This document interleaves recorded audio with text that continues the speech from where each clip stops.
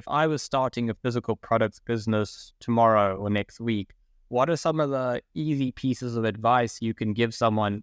When you talk about streamlining the fulfillment process, I can probably go on for hours on this, right?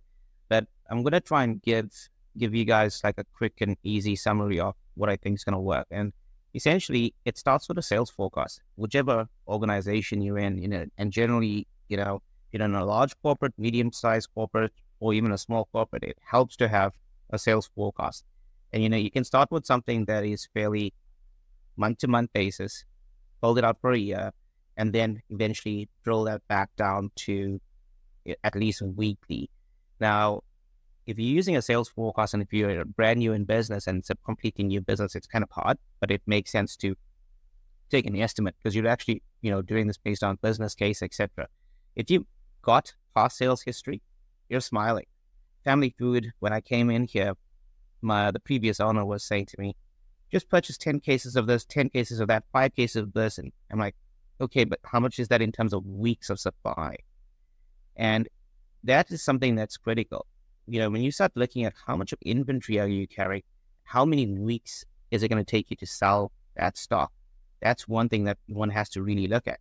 So what I've done is I threw my entire sales data into a spreadsheet, and I looked at our inventory, just divided the two, and then I could get my sales and stock on hand in terms of weeks of supply.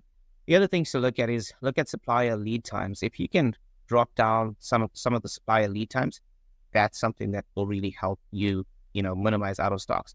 Depending on whether you're, importing product. If you're importing product from other countries, that's like a 3-month process.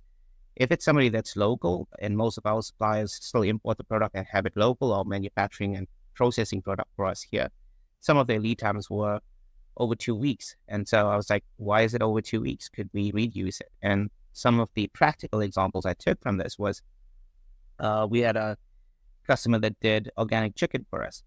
And only when she got an order would she be processing that, getting how much raw material, and then taking 2 weeks to do it. I'm like, we order from you every single month.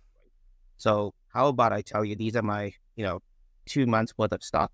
You make it up front. You keep it on hand. Do you have space on hand? Yeah, shit. So I've got space on hand. Great.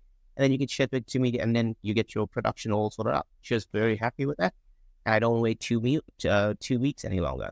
So I now get my stock shipped to me within 2 days. So those are some of the things. It's like working with your suppliers to just try and take out those sort of timelines.